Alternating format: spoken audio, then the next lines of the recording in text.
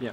Alors que on a bien à la fois observé et compris les mécanismes de la chute de la mortalité infantile et d'une forte réduction de la mortalité prématurée chez les jeunes adultes, on n'a pas compris et même pas vraiment bien observé jusqu'à aujourd'hui une véritable révolution qui concerne la durée de vie des populations adultes en général. Quand on parle de l'augmentation du nombre des centenaires dans la société et qu'on se fixe uniquement sur ce point de détail, en fait on rate l'essentiel de ce qui se produit aujourd'hui, qui est que l'ensemble des adultes, quel que soit leur âge, vivent plus longtemps qu'avant. En fait, c'est pas l'espérance de vie à la naissance qui augmente parce que il y aurait encore une chute plus importante de la mortalité infantile. De toute façon, il n'y en a plus.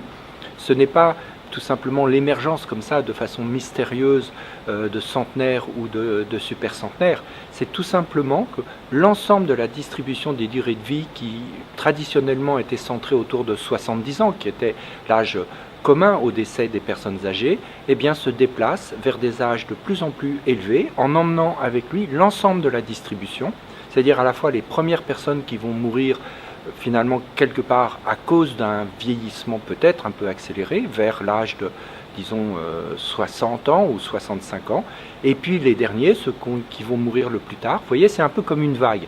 Ça forme une vague, c'est un peu comme une vague qui se déplace vers des âges toujours plus élevés.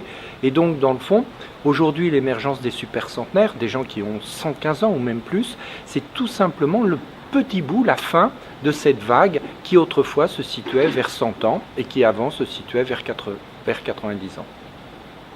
Ok.